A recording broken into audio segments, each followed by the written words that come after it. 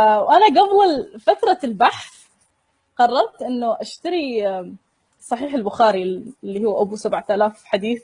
كان عندي وكنت أقراها فترة طويلة، وكنت ما يعني صعقت يا جان من الأحاديث اللي موجودة فيها، لأنه اللي يعلمونا بالمدرسة هو الإسلام الكيوت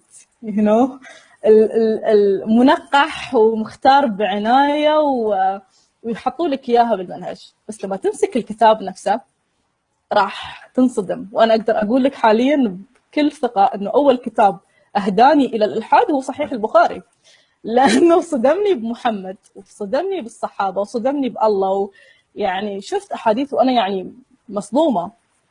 ففي كانت كمية أحاديث بصحيح البخاري نفسه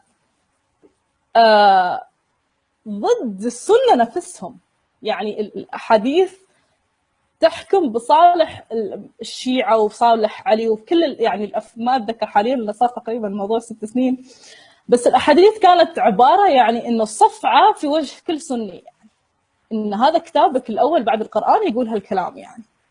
فأنا كنت حاطة مؤشرات على كل هالأحاديث، فلما بلش دخلت على الغرفة وأشوف إخواني وأمي وأبوي بالغرفة ونادوني، فعرفت إنه راح تصير المناظرة. فقلت لهم لحظة شوية، رحت على حجرتي وجبت الكتاب معي وقعدت أتكلم وياهم وقاعدة أواجههم بالأحاديث اللي موجودة. تخيل يعني مش مصدقين إنه الأحاديث موجودة بالكتاب، يقولون لي أنت كذابة. أقول له تعال شوف هالحديث موجود بكتابك، يعني هذه النسخة الأصلية، أنا مش حتى مش جايبتها من النت يعني.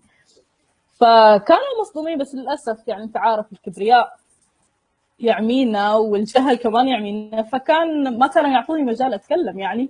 فصار المناظرة عبارة عن شتايم وتهديدات واسكتي وانتي غلط والله يهديك ولازم مش عارفة